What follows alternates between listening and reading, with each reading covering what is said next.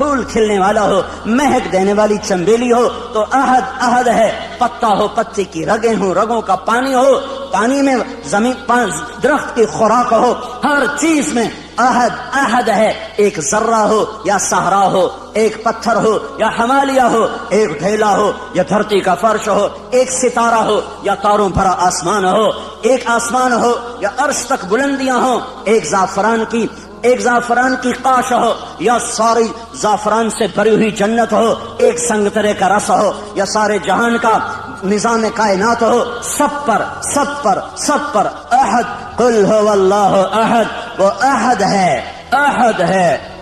ہے، ایسا احد ہے کہ صمد ہے، بے نیاز ہے، ایسا بے نیاز ہے کہ لم یلد ہے ولم یولد ہے، نہ اس سے کوئی پیدا ہوا نہ وہ کسی سے پیدا ہوا، وہ احد، اس لیے کہ وہ صمد کیوں؟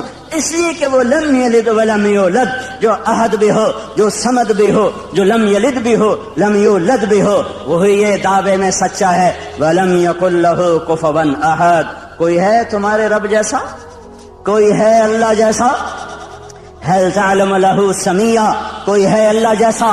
کوئی ہے اس جیسا شہنشاہ؟ کوئی ہے اس جیسا بادشاہ؟ کوئی ہے اس جیسے خزانوں والا، خزانوں کا مالک، ہواؤں فضاؤں کا مالک، فیصلوں میں خود مختار؟ وہ صرف اللہ ہے، وہ صرف اللہ ہے، وہ صرف اللہ ہے۔ اس کا قانون ہے، جو کرو گے پاؤ گے، تھوڑا سا اس دنیا میں، باقی آخرت میں۔ جو کرو گے تمہاری زندگی پہ اثر انداز ہوگا۔ حکومتیں کٹ پتلی ہیں، فوجیں کٹ پتلی ہیں، پولیس کٹ پتلی ہے، سب کچھ اوپر والے کا ہے۔ نیچے جب نافرمانی ہوتی ہے، اللہ پتھر دل لوگوں کو حکومت دیتا ہے، اللہ بھیڑیے نما انسانوں کو کرسی پہ بٹھا دیتا ہے۔ یہ فیصلے آسمان سے آئے ہیں، یہ جلسے جلوسوں سے نظام نہیں اب بدلے گا۔ اب جن گناہوں کی وجہ سے بازار میں خیانت آئی اور بازار میں عدل مٹا اور بازار میں ترازو کا تول مٹا اور قاضیوں کا عدل فروخت ہوا اور وکیلوں نے زانیوں کو بھی پناہ دینے کے لیے اپنے علم کے دلائل کو استعمال کیا، یہ جب سب کچھ ہوا اور گھروں میں ماں باپ کی نافرمانی ہوئی، نوجوانوں نے گٹار پکڑے اور عورتوں کے پردے اتر گئے، نوجوان بچیوں نے گھنگرو باندھ لیے، موبائل بیچنے والے ظالموں نے بھی لڑکیوں کی ننگی تصویریں کر کے موبائل بیچنا پڑا تو عورت کو ننگا کیا، روٹی بیچنی پڑی، کپڑا بیچنا پڑا، موٹر سائیکل بھی بیچنا ہو تو لڑکیوں کو ننگا کر کے اسے بڑے بڑے بینر کی زینت بنایا۔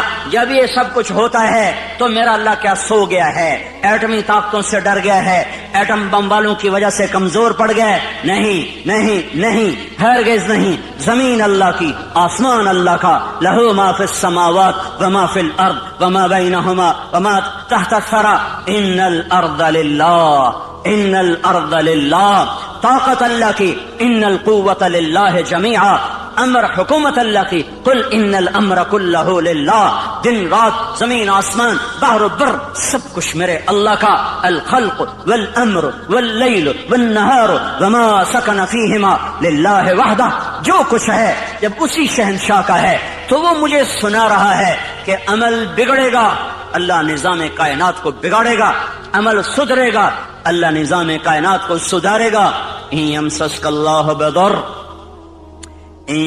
اللہ بضر، اگر میں تمہیں مصیبت میں ڈالوں، کسی کو بلاؤ گے؟ کوئی مدد کرے گا؟ فلا کاشف لہ الا ہو، تو بتاؤ اللہ کے سوا کون ہے جو تمہاری مدد کرے، تمہاری مصیبت ٹالے؟ وَإِن يُرِدْكَ بِخَيْرٍ، اور اگر تمہارا اللہ تمہاری بھلائی چاہ لے، ہاں بھائی مسلمانوں کو عزت دے دو، تو اب ایٹم بم والے ہمیں روک لیں گے؟ وَإِن يُرِدْكَ بِخَيْرٍ وَإِن يُرِدْكَ بِخَيْرٍ وَإِن يُرِدْكَ بِخَيْرٍ، اللہ نے آسمان سے اعلان کیا، ہاں امت محمدیہ کو عزت دے دی جائے، تو اب ایٹم بم والے ہمیں روک سکتے ہیں؟ ایٹمی خلائی طاقتیں ہمیں عزت سے محروم کر سکتی ہیں؟ اس نے اعلان کر دیا، اقتدار کا جھنڈا اس امت کے سر پہ گاڑ دیا جائے تو اب کوئی ہوگا جو ہمیں روک لے گا؟ فلا راد لفضلہ، فلا راد لفضلہ، فلا راد لفضلہ، میرا اللہ کہہ رہا ہے میں تمہیں دینے پر آ جاؤں تو کوئی روک نہیں سکتا، اور میں تمہیں پکڑنے پر آ جاؤں تو پھر کوئی چھڑا نہیں سکتا۔ فیصلے آسمان پر ہیں، عزت ذلت کے فیصلے آسمان سے ہو رہے ہیں، اور اس کا دار و مدار حکومتوں پر نہیں ہے، فوج پر نہیں ہے، پولیس پر اخبار بھرے پڑے ہیں، کوئی حکومت کو لان تان کر رہا ہے، کوئی صدر وزیر اعظم کو گالیاں دے رہا ہے، کوئی پولیس کو گالیاں دے رہا ہے، کوئی محکمے والوں کو، واپڈا والوں کو گالیاں دے رہا ہے۔ میرے بھائیو اوروں کو برا کہنا بند کرو اور میں اپنا گریبان کھولوں، آپ اپنا گریبان کھولو۔ ہم اپنے زخموں کا مرہم اپنے اندر تلاش کریں، باہر سے یہ دوا نہیں ملے گی۔ ہم اپنے مسائل کا حل اپنے اندر تلاش کریں، باہر سے کچھ نہیں ملے گا، باہر سے کچھ نہیں ملے گا۔ میں اپنے عیب دیکھوں، میں اپنے آپ کو ٹھیک کرنے میں لگوں، میرا اللہ حالات کا بدلنے والا، پل میں جو چاہے کر کے دکھا دے۔ بڑے بڑوں کو اس نے خاک میں ملا دیا، ہر زمانے کے فرعون، قارون، حامان، شداد میرے لیے فرعون ہیں، اللہ کے لیے مچھر کے پر سے زیادہ حقیر ہیں۔ شداد کی شدت میرے لیے ہے، فرعون کی فرعونیت میرے لیے ہے، قارون کی قارونیت میرے لیے ہے، حامان کی حامانیت میرے لیے ہے، قاہر کی قہاری میرے لیے ہے، پر میرا اللہ تو قہار ہے، میرا اللہ تو مہیمن ہے، میرا اللہ تو جبار ہے، میرا اللہ تو مالک الملک ہے، میرا اللہ تو مالک الملک، بادشاہوں کا بادشاہ، شہنشاہ آدم ہے، کسی سے دبتا گھبراتا ڈرتا نہیں ہے۔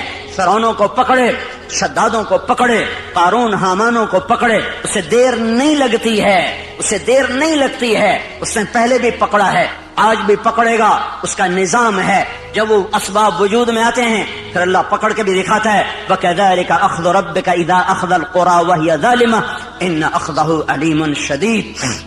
جب اللہ پکڑتا ہے تو پھر دکھا دیتا ہے کس طرح زمین و آسمان کے لیے وہ عبرت کا نشان بن جاتے ہیں۔ ان فی ذلک لعبرۃ لمن یخشی، انہیں اللہ عبرت کا نشان بنائے گا، لیکن پہلے مجھے توبہ کرنی پڑے گی، پہلے آپ کو توبہ کرنی پڑے گی، پہلے اپنے آپ کی طرف اپنے رخ کو پھیرنا پڑے گا۔ سارا رخ کیا لکھنے والے، کیا تقریروں والے، کیا سٹیج پہ آنے والے، سب اوروں کو اس نے یہ کیا، اس نے یہ کیا، اس نے یہ کیا، اس نے یہ کیا۔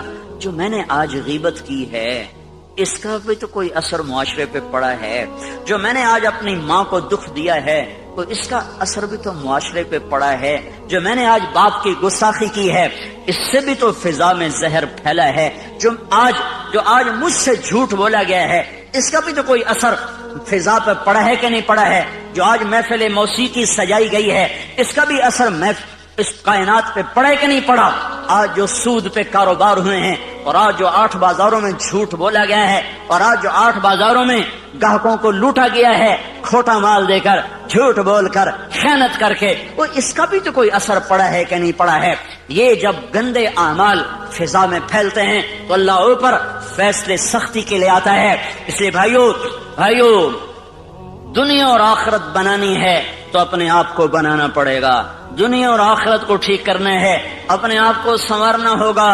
نہ یہ حکومتوں کے بس میں ہے، نہ یہ فوجوں کے بس میں ہے، نہ یہ پولیس کے بس میں ہے، نہ یہ محکموں کے بس میں ہے، وہ ہماری طرح سے عاجز، کمزور، حقیر، فقیر انسان ہے، نفس و شیطان کے غلام ہیں، میں بھی، آپ بھی غلام، وہ بھی غلام۔ ایک اللہ ہے جو آسمانوں پر جب فیصلہ کرے گا تو اس کے فیصلے کو کوئی روک نہ سکے گا۔ غلاموں کے فیصلے کبھی زندہ ہوئے یا وجود میں آئے، اس کے لیے سب کو اللہ کی طرف لوٹنا پڑے گا، اور اللہ کی طرف لوٹنے کا ایک ہی راستہ ہے، وہ محمد الرسول اللہ صلی اللہ تعالی علیہ وسلم کی پاک ہستی، وہ محمد الرسول اللہ صلی اللہ تعالی علیہ وسلم کی روشن راہ، وہ محمد الرسول اللہ صلی اللہ علیہ وسلم کا لایا ہوا خوبصورت طریقہ حیات، وہ محمد الرسول اللہ صلی اللہ تعالی علیہ وسلم کی پاکیزہ سیرت۔ من احسن من اللہ صبغہ، من احسن من اللہ صبغہ، من احسن من اللہ صبغہ، صبغۃ اللہ۔ کوئی پنجابی رنگ میں رنگا گیا، کوئی پٹھانی رنگ میں رنگا گیا، کوئی بلوچی رنگ میں رنگا گیا، کوئی سندھی رنگ میں رنگا گیا، کوئی ایرانی رنگ میں رنگا گیا، کوئی ترکی رنگ میں رنگا گیا، کوئی یورپی رنگ میں رنگا گیا، کوئی افریقی رنگ میں رنگا گیا۔ میرا اللہ کہہ رہا ہے او یہ سب رنگ کچے ہیں، اتر جائیں گے۔ صبغۃ اللہ، صبغۃ اللہ، صبغۃ اللہ، اللہ کے رنگ میں رنگو، اللہ کے رنگ میں رنگو. ومن احسن من اللہ صبغہ، اللہ سے زیادہ پکا رنگ کسی کا ہو سکتا ہے؟ اللہ کے رنگ سے حسین رنگ کسی کا ہو سکتا ہے؟ اللہ کے رنگ سے زیادہ دل فریب، دل دیدہ زیب کوئی رنگ ہو سکتا ہے؟ من احسن من اللہ صبغہ، من احسن من اللہ صبغہ. اللہ کا رنگ کیا ہے؟ کوئی اللہ نے دکان کھولی ہوئی ہے؟ کیوں؟ 8 بازاروں میں اللہ نے رنگوں کی دکان کھولی ہوئی ہے. وہ رنگ کیا ہے؟ وہ محمد الرسول اللہ ہے، وہ حضرت محمد صلی اللہ علیہ وسلم کی ہستی ہے جنہیں اللہ نے کامل اکمل مکمل کر کے بھیجا اور کہا یہ میرا رنگ ہے، یہ میری پسند ہے، یہ میرا رنگ ہے. اس رنگ میں رنگو. پنجابی رنگ چھوڑ دو، ہندی سندھی، ایرانی ترکمانی تورانی، پشتو سندھی بلوچی بروہی، بلتی بلتستانی گلگتی، سارے رنگ کچے ہیں، سب دھوکہ فریب ہے. ایک رنگ پکا ہے، وہ حضرت محمد صلی اللہ تبارک و تعالی علیہ وسلم کی ہستی کا لایا ہوا طریقہ ہے. یہ سب سے اعلیٰ، یہ سب سے افضل، یہ سب سے برتر، یہ سب سے اجمل، یہ سب سے اکمل، یہ سب سے انور، یہ سب سے اشرف. جس کو اللہ بنا کر پھر اس کو اللہ تعالیٰ عزت دے، جس کو اللہ بنا کر پھر خود اس کا احترام کرے. یا سلام، یا ایھا المزمل، کیا خوبصورت لقب. یا ایھا المدثر، کیا لاڈ اور پیار ہے. یا ایھا النبی، کیا احترام ہے. یا ایھا الرسول، کیا عزت ہے. وما ارسلناک الا رحمۃ للعالمین، کتنا بڑا لقب ہے. انا ارسلناک شاہدا ومبشرا ونذیرا وداعیا الی اللہ باذنہ وسراجا منیرا.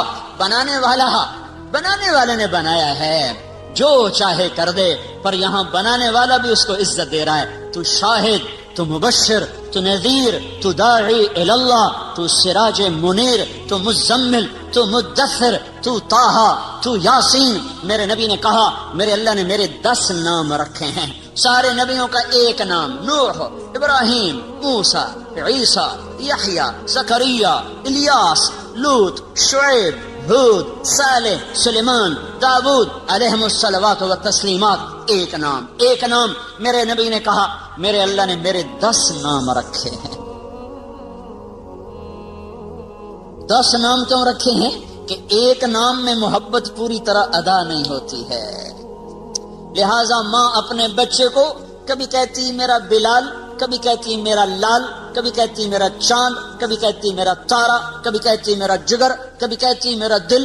کیا کیا نام لیے جا رہی ہے. یہ صرف بلال بلال بلال کیوں نہیں کہہ رہی ہے؟ کہ ایک لفظ میں محبت پوری اتر نہیں رہی ہے، تو وہ مختلف انداز اور اسلوب لاتی ہے، اور ہر اسلوب میں اپنی محبت کو اتارتی ہے کہ الفاظ کی کثرت سے معانی کو توسع ملتا ہے، وسعت ملتی ہے، معانی کو وسعت ملتی ہے. پیچھے محبت کا ایک بہت بڑا دریا ہے، ایک بڑی موج ہے، اور آگے صرف ایک لفظ ہے، اسلم یا بلال یا احمد. وہ ایک لفظ ہے، اس کے اندر سے وہ موج گزرتی نہیں ہے، تو اس کو یوں بدلتی ہے، کبھی جگر، کبھی ٹکڑا، کبھی دل، کبھی تارا، کبھی چاند، کبھی سورج، کبھی سہارا، کبھی آسرا. کیا کیا کیا بنا کر محبت کے دل فریب انداز وہ اپنے بچے کے سامنے پیش کرتی چلی جاتی ہے. تو صرف محمد کہنے میں محبت کا پیچھے بہتا ہوا دھارا اس میں سے گزر نہیں پا رہا تھا. تو اللہ تعالیٰ نے نام کثرت سے عطا فرما کر پوری موج جو آئی، تو آگے کئی راستے تھے جس سے وہ محبت نکلتی چلی گئی. تو کہا میرے نبی نے کہ میرے اللہ نے میرے 10 نام رکھے، محمد و احمد والماحی والحاشر والعاقب والفاتح والخاتم و ابو القاسم و طٰہٰ و یاسین. یہ 10 نام تو اللہ نے رکھے ہیں. پھر آگے جو 7 لقب اور لگائے، محمد اور احمد اور ماحی اور حاشر اور عاقب اور فاتح اور خاتم اور ابو القاسم اور طٰہٰ اور یاسین اور مزمل اور مدثر اور شاہد اور مبشر اور نذیر اور داعی الی اللہ اور سراج منیر اور یا ایھا النبی اور یا ایھا الرسول اور وما ارسلناک الا رحمۃ للعالمین اور رحمۃ للعالمین اور رؤوف الرحیم. کمال کمال کمال. اپنے 2 ناموں میں سے 2 نام عطا کر دیے. کبھی یہ کام نہیں کیا ہے. اپنے نبی کو اپنے نام دے دیے. اللہ کا نام رؤوف، رحیم. اللہ نے میرے نبی کو کہا رؤوف رحیم، فرق رکھا خالق اور مخلوق کا.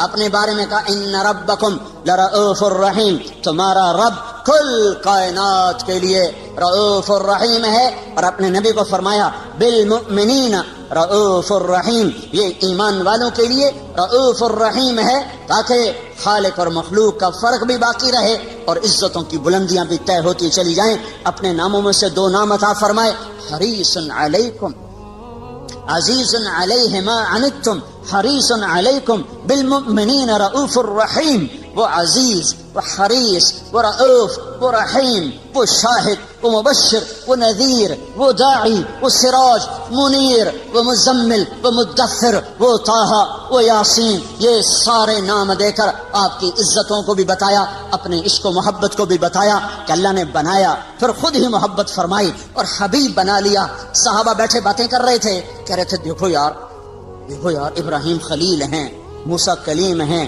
عیسیٰ روح اللہ ہیں. آپ آ رہے تھے اور سن رہے تھے. آپ پہنچے تو فرمایا میں تمہاری باتیں سن رہا تھا، تمہاری حیرت کو دیکھ رہا تھا. ان ابراہیم خلیل اللہ کما قلتم، بے شک ابراہیم خلیل ہیں، بے شک موسیٰ کلیم ہیں، بے شک عیسیٰ روح اللہ ہیں. واما صاحبکم ھذا فحبیب اللہ ولا فخرا، اور جو تمہارا ساتھی ہے واما صاحبکم ھذا، اور یہ جو تمہارا ساتھی ہے کہ پتہ کون ہے؟ فحبیب اللہ، یہ حبیب اللہ ہے، یہ حبیب اللہ ہے.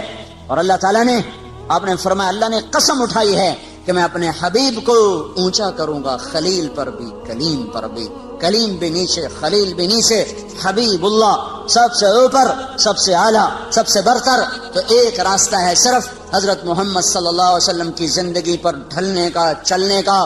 بھائیو پوری دنیا میں اضطراب ہے، سارا جہان چین میں نہیں ہے. مال والے ہوں فقیر ہوں، دکھ درد میں ڈوبی ہوئی انسانیت ہے. اور وجہ صرف ایک ہے، اللہ سے دور ہو گئے، اللہ کے رسول سے دور ہو گئے. اس وقت کا سب سے بڑا محسن وہ ہوگا جو انہیں اللہ اس کے رسول کے ساتھ جوڑ دے گا. وَكَذَلِكَ جَعَلْنَاكُمْ أُمَّةً وَسَطًا، اسی طرح ہم نے تمہیں امت وسط بنایا ہے. امت وسط، امت واسطہ. کیا واسطہ ہے؟ پہلے اللہ تک ملانے کے لیے نبی آتے تھے، لوگوں کو اللہ کا پتہ نہیں ہوتا تھا، وہ بے چین بے قرار ہوتے تھے، تو اللہ ایک نبی بھیجتا تھا جو انہیں اللہ سے ملا دیتا تھا. اس لیے لوگ نبیوں پر فدا ہوتے تھے کہ محسن کے سامنے سر جھکانا انسانی فطرت ہے. میرا سب سے بڑا محسن وہ ہے جو مجھے اللہ کا پتہ بتائے. تو نبیوں پر لوگ قربان ہوئے کہ ان سے بڑا محسن دنیا میں آیا کوئی نہیں ہے. حضرت محمد صلی اللہ علیہ وسلم پر آ کر نبوت ختم ہو گئی، اب قیامت تک کوئی نبی نہیں آئے گا. اب کون واسطہ بنے گا؟ اب کون اللہ سے لوگوں کو ملائے گا؟ تو اللہ نے مجھے آپ کو یہ عزت عطا فرمائی اور کہا وَكَذَلِكَ جَعَلْنَاكُمْ أُمَّةً وَسَطًا، اے امت محمد تمہیں مبارک ہو، اب یہ واسطے کا کام تم کرو گے، تم میرے اور میرے بندوں کے درمیان واسطہ بنو گے. اس کا طریقہ کیا ہے؟ لِتَكُونُوا شُهَدَاءَ عَلَى النَّاسِ، اس کا طریقہ یہ ہے کہ تم گھر گھر جا کر لوگوں کو میری بات سناؤ گے، گھر گھر در در ملک پھر کر لوگوں کو میرے کلمے کا شیدائی بناؤ گے اور میری طرف بلاؤ گے. یہ اگر تم کام کرنے والے بنو گے تو پھر کیا ہوگا؟ میں اپنے بندوں کو مل جاؤں گا، میرے بندے مجھے پا لیں گے. جب وہ مجھے پا لیں گے تو ان وجدتنی وجدت کل شیء، انہیں منزل مل جائے گی. انہیں منزل پر پہنچانے کی وجہ سے یہ امت ساری امتوں سے افضل ہو کر نبیوں کی شان کے ساتھ اٹھائی جائے گی. قیامت کے دن ہماری پہچان اگر عبادت پر ہوئی، عبادت پر، نماز روزے پر، ذکر و تلاوت پر، تو ہم بڑے تھوڑے نمبروں سے پاس ہوں گے. ہمارے پاس ٹائم ہی تھوڑا ہے، 60-70 سال کوئی عمر ہوتی ہے. پہلی امتیں میں نے ایک راہب کا پڑھا، بنی اسرائیل کا ایک راہب، ایک عبادت گزار اپنے عبادت خانے میں داخل ہوا اور 300 سال تک دنیا میں اس نے مڑ کے نہیں دیکھا کہ باہر کیا ہو رہا ہے سوائے اپنی پیشاب کی ضرورت کے. 300 برس کی بندگی کر کے وہ شخص دنیا سے رخصت ہوا. 300 سال کی نماز، روزے، ذکر، اور اس کے مقابلے میں اس امت کے 50, 60, 70 سال کی نماز، روزے جب تولا جائے گا تو یہ تو کوئی مقابلہ ہی کوئی نہیں ہے، یہ تو کوئی حیثیت ہی کوئی نہیں ہے.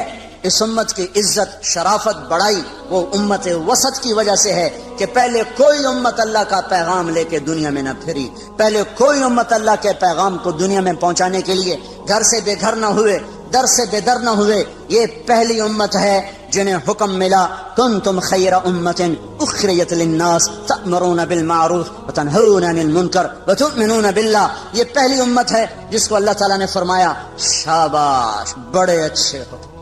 مجھے کبھی خیال آتا ہے ہمیں کوئی لوگ ہماری تعریف کریں بڑی خوشی ہوتی ہے، اور اللہ ہماری تعریف کر رہا ہے ہمیں کبھی خوشی نہیں ہوئی۔ کنتم خیر امت، اللہ ہم سب کو کہہ رہا تم بڑے اچھے ہو، شاباش۔ تمہاری اچھائی کس وجہ سے؟ اخرجت، تم نکالے گئے ہو کہاں؟ للناس، لوگوں کی طرف، لوگوں کی خدمت کے لیے۔ کون سی خدمت؟ تأمرون بالمعروف وتنہون عن المنکر وتؤمنون باللہ، تم لوگوں کو اللہ کی طرف بلاتے ہو، بھلائی کی طرف بلاتے ہو، برائی سے روکتے ہو، اللہ پر ایمان رکھتے ہو، اس وجہ سے تم سب سے اعلیٰ ہو۔ اخرجت یہاں بڑا خوبصورت مطلب دے رہا ہے، خرجت، ظہرت، برزت، طلعت، سیقت، پتہ نہیں کتنے الفاظ تھے جو یہاں آ سکتے تھے۔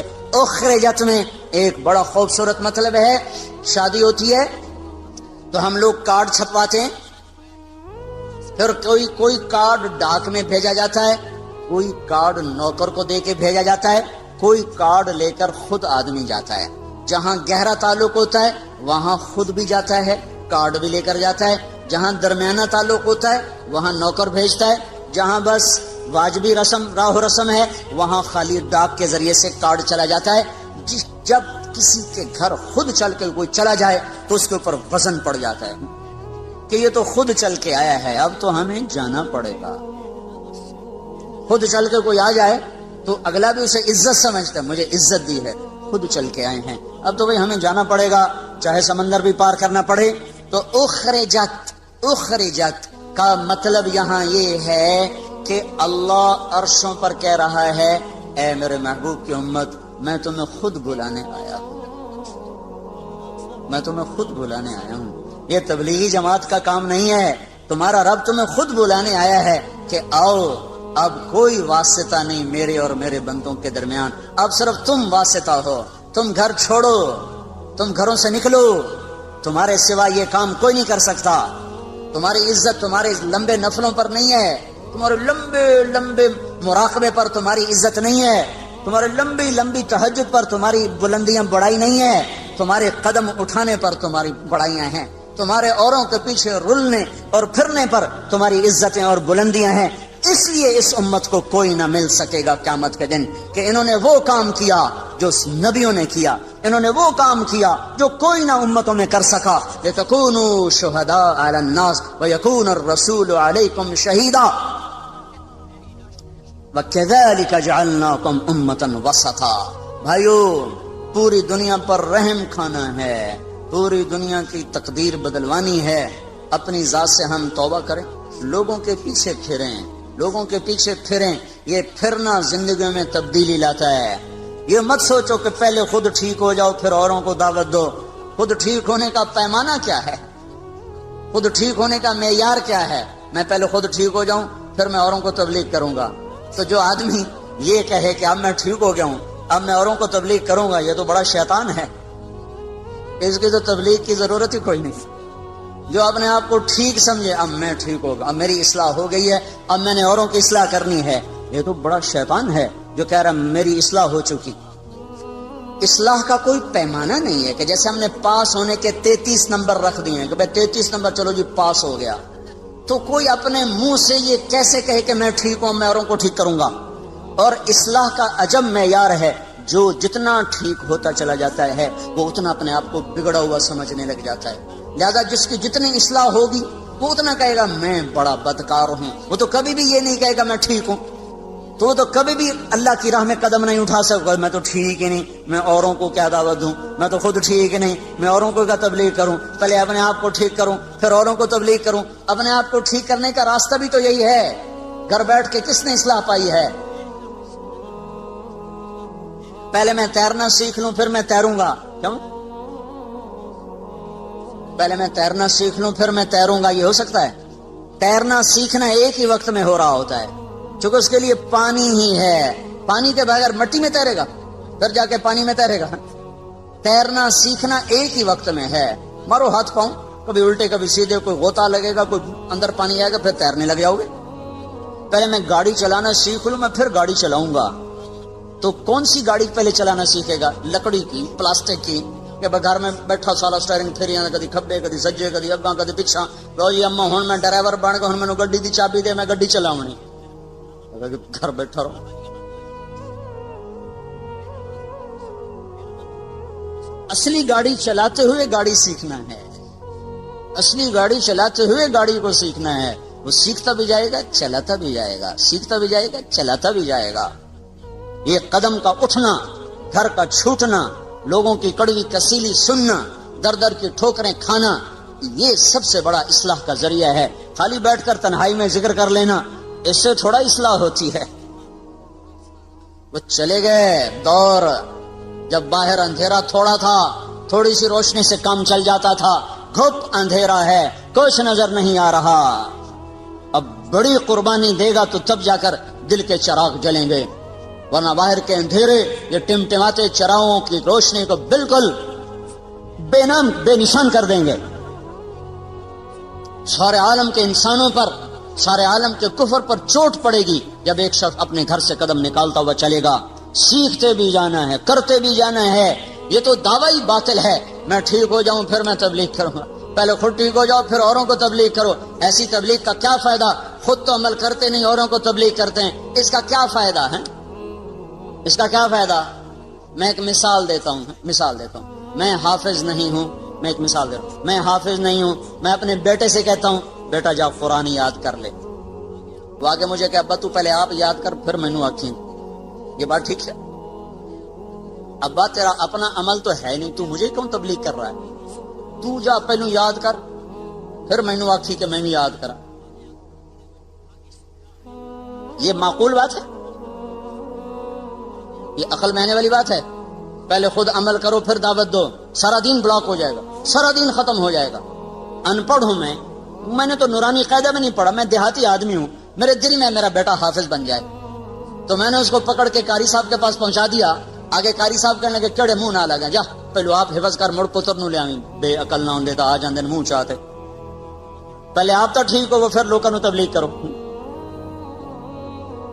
یہ کتنی احمقانہ بات ہوگی. اب میرا تو عمل کوئی نہیں, میں تو ان پڑھ ہوں, لیکن میں نے بیٹے کو عائشہ مسجد میں بٹھا دیا تو اس نے پڑھا بسم اللہ الرحمن. قاری سلیم صاحب نے پڑھوایا بسم اللہ الرحمن الرحیم, اور بیٹے نے پڑھا بسم اللہ الرحمن الرحیم. مجھے سورت فاتحہ بھی نہیں آتی, اور بیٹے نے پڑھا بسم اللہ. سب سے پہلے اس باپ کے گناہ معاف ہوں گے جس نے بھیجا تھا پڑھنے کے لیے, پھر اس استاد کے معاف ہوں گے جس نے بسم اللہ پڑھائی, پھر اس بچے کے معاف ہوں گے جس نے بسم اللہ پڑھی. میرا تو عمل کوئی نہیں, میں تو سورت فاتحہ بھی نہیں ہمدی. میرے گناہ کیوں معاف ہو گئے؟ میرے گناہ کیوں معاف ہو گئے؟ میں نے تو عمل نہیں کیا ہے. پہلے خود ٹھیک ہو جاؤ, پہلے خود عمل کرو پھر اوروں کو تبلیغ کرو. یہ کہاں کی بات ہے؟ تو سارا دین ختم ہو جائے گا. لم تقولون ما لا تفعلون, کیوں کہتے ہو جو کرتے نہیں؟ کیوں کہتے ہو جو کرتے نہیں؟ یہ تو نہیں اللہ نے کہا لم تدعون ما لا تفعلون, لم تعظون ما لا تفعلون, لم تنصحون ما لا تفعلون. جو کرتے نہیں اس کی نصیحت کیوں کرتے ہو؟ جو کرتے نہیں اس کی دعوت کیوں دیتے ہو؟ جو کرتے نہیں اس کا آواز کیوں کرتے ہو؟ یہ تو نہیں کہا لم تقولون ما لا تفعلون, جو کرتے نہیں اس کو کہہ کیوں رہے ہو؟ کبر مقتن, بہت بڑا گناہ ہے, عند اللہ ان تقولوا ما لا تفعلون, بہت بڑا گناہ ہے اللہ کے دربار میں, کبیرہ گناہ ہے. تم کرتے نہیں ہو اور کہتے ہو, تم کرتے نہیں اور کہتے ہو. اب میں ایک مثال دیتا ہوں. ایک شرابی دوسرے نوجوان کو کہتا ہے بیٹا شراب نہ پینا, میں برباد ہو گیا, تو نہ شراب پینا. یہ لم تقولون ما لا تفعلون کی وعید میں شامل ہے. کبر مقتن, بہت بڑا گناہ ہے کہ تم کہہ رہے ہو اور کر نہیں رہے ہو. کیا ابھی شریعت کو چھوڑو, عقل سے سوال کرو, عقل سے, کہ ایک شرابی باپ